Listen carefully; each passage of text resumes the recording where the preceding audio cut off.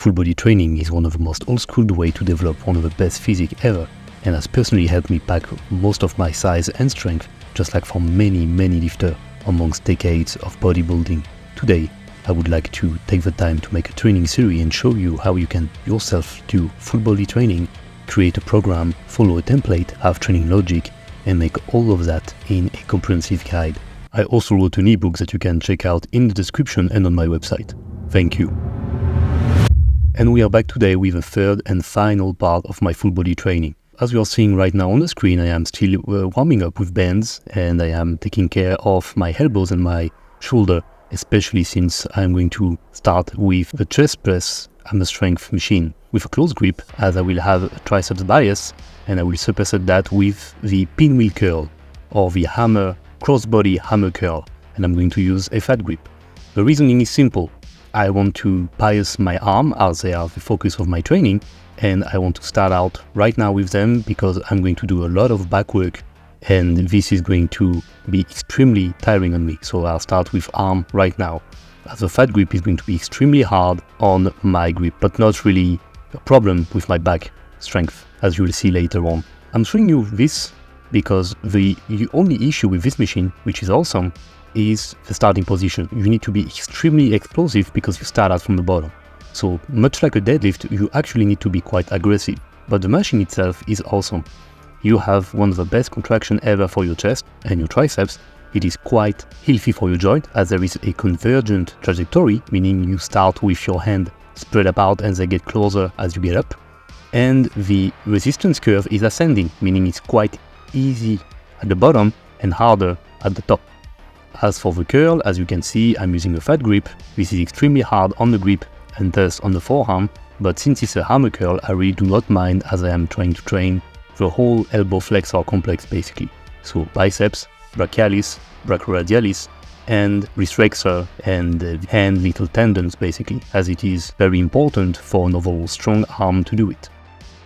As for the press, I'm doing a close grip because I want to focus more on the triceps, and also because it is much safer on my shoulder.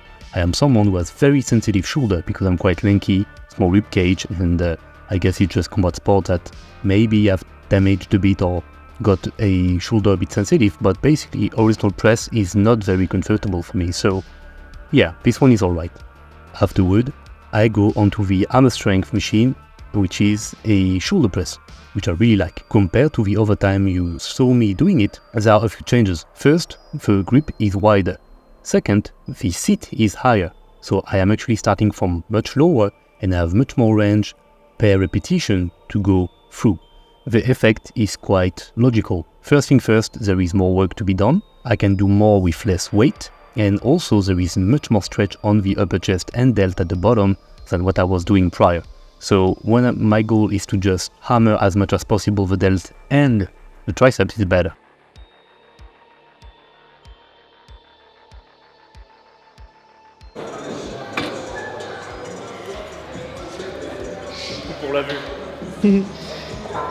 I am supersetting that with the hammer strength preacher curl machine, which I really like for my very weak biceps. So you can see a few things. First, I am tilted sideways. This allows me to bias a bit more the short head and to also be much more stable onto the machine.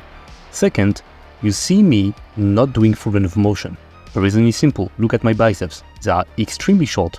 I have a 3-finger gap between my biceps and my elbow joint, which is like just next to the worst kind of possible bicep genetic you can have. And still, it's no excuse. You can also see tilting forward and backward as if I was cheating with my body weight. It's not the case. It's just that the weight is heavy enough for me to need more stabilization with my whole body weight. But I'm not cheating. After that, I went on to another superset, which is triceps extension and machine row. For the triceps extension, I have 2 ropes. That way I have much more freedom both at the shoulder and the wrist, and I have much more range of motion into the triceps extension. This allows for more joint comfort, obviously, but also much better work and strength curve. As you can see, my elbow can be drifted forward a bit, but the main thing is really that I have a lot of flexion, and so you have much more stretch in a shortened position at the triceps. And I am kneeling, that way my big ass is actually serving for something, being useful and increasing my stability. While if I was standing, it would have been much harder core-wise and stability-wise. And here is the machine row. I'm trying to bias as much as possible the traps, rear delt and rhomboids, and so I have elbow out, but you can see that at 45 degrees. No matter, I can do pretty much what I want in terms of muscle bias with my back, so this is more than enough for me. Here is another view from the front, as you can see when I'm prepping mentally, and also how explosive I am. But you can also know that I'm doing a slight pause at the top. That way I ensure that I'm finishing in the right position, that I'm actually pulling with the elbow and also squeezing the muscles that I want. I prefer that to try and control and slow down the eccentric, because it's just the arms that are going to get tired first.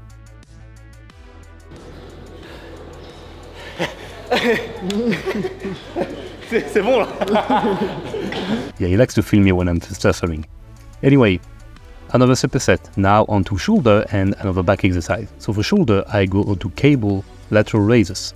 My thinking is to put the cable height at the hand height to have a much better strength curve and a much better alignment of both the resistance and the joint.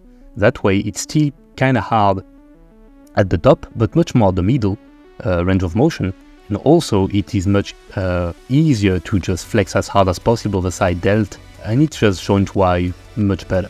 And I'm supersetting that with BTN pull down. So I know a lot of you are still afraid of behind the neck exercise, press and pull, but they are actually very, very effective as a prehab or rehab for any shoulder issue.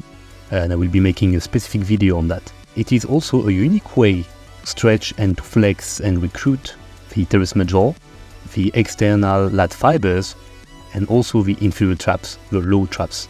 Yeah, it's just way better. You can ask many guys that try it for powerlifting or weightlifting or bodybuilding, and it's just comfortable. And you just have to get used to it and be very clean in terms of form, and you will be just fine. And it's also quite a feel-good exercise for the rear delt, I believe. So, yeah.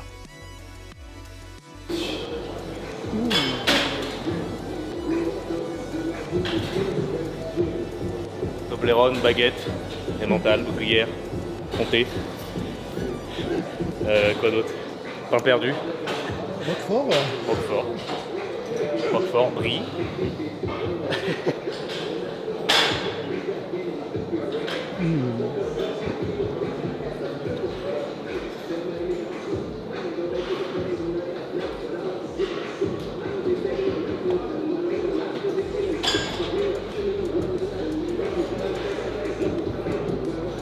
Yeah, posing is done, so now we are on to the lower body part of the workout. So I start with block pull, and I'm going to pull in a conventional style, but stiff-legged deadlift and no leg drive. So basically what you're supposed to do with a block pull.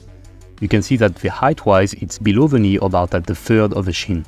And I'm supposed to keep the back straight and to basically just drive with the hip. That way, the main muscle that you're using are the glutes and the hamstring, and the back, and by back I mean traps, lats, erector, are just here to isometrically contract and stabilize everything. I was supposed to do my sets with 5 plate and a half, which is what I have right now, 240 kilogram, but I had a very short night and did not eat enough before this workout. So actually I really struggled to just pull a triple. So I was of course disappointed, because I usually can do like sets of 6 to 8 reps with that, and I just made a very safe choice, which is to go back down in weight, 5 plate, and to just try and rep it out for one more set. That's what I was supposed to do. So I want you to remember something. As bodybuilder, yes, it is extremely important for us to use our muscle, and it is also very important to have heavy weight for mechanical load, for progressive overload, mechanical tension, everything. But at the same time, we are much less bound to the numbers on the bar than, let's say, a powerlifter, a weightlifter, or a strongman. We can still work with rep ranges, we can work with high reps, we can be taking care of our joint by doing variations that are pain-free or not painful, or even having a little tweak or anything that is really bad. Only form-wise, I'm also retracting a bit the shoulder blade at the top. It's just something I like to do, not something that you're obliged to do. Afterward, I went into shrugs. So shrug is one of my favorite exercises to look totally juicy. If some of you are wondering, am I really natty because I have huge traps and a yoke? Well, this is because of that. I shrug extremely heavy, and I really like it, and this is what made me literally explode back-wise. I went to 9 plate, basically, which is extremely heavy, but not the heaviest I have done. But I ran into a little problem. It was extremely hot in the gym, I was very sweaty, and so I was not able to do 3 reps, because my goal was 8 sets of 3 reps with short rest. So basically almost like cluster sets. 3 reps, 30-second rest, 3 reps, 30-second rest, etc., etc. So you see me being obviously a bit surprised here again, and that's when I realized, it's just me with sweaty, so I'm using some chalk, as you can see on my hand, and immediately improved everything.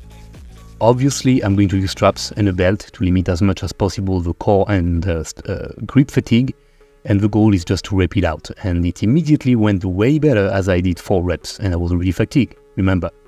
So, very, very important exercise, I believe, for shoulder health, to balance out between the traps and the lats and the chest muscle. Extremely important exercise for overall body resilience, I'd say, because since I go very heavy, it's also extremely important for the hip, the knees, the ankle. I mean, my shins are much, much thicker and denser since I do that.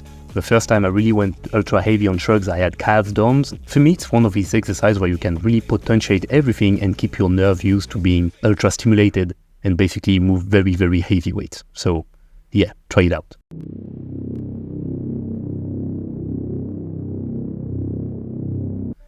And to finish it off, I did some belt squat. So why belt squat and not leg press that you can see in the background?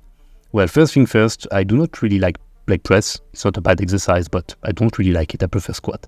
Second, the belt squat is extremely good because there is no back compression. There is no shear force on the lumbar. Since you are using a belt, it's only pulling you down, but there is no compression by itself. So injuring your back or tearing it out is out of the question, basically. There is no core component, and you can go as hard as you want on the leg and even round the back to have a much better knee flexion. You can see it from this angle way better. I am basically ATG. And if you're wondering why I'm bent over, it's because the strength curve of this movement is down and forward. So it's pulling you down and forward.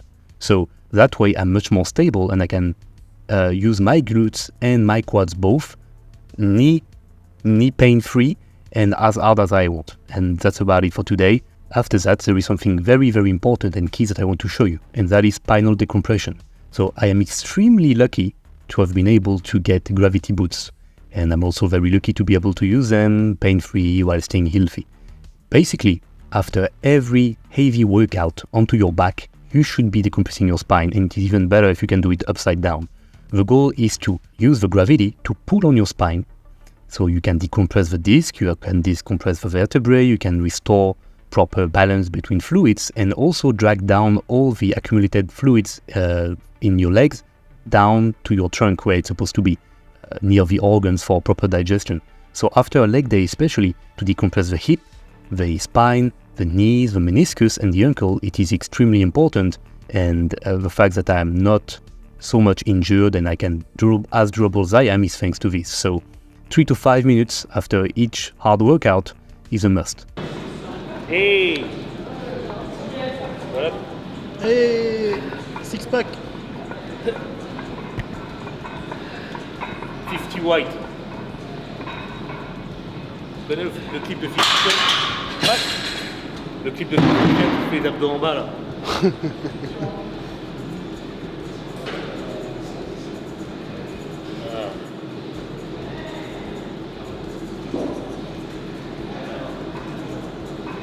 And that's all for me.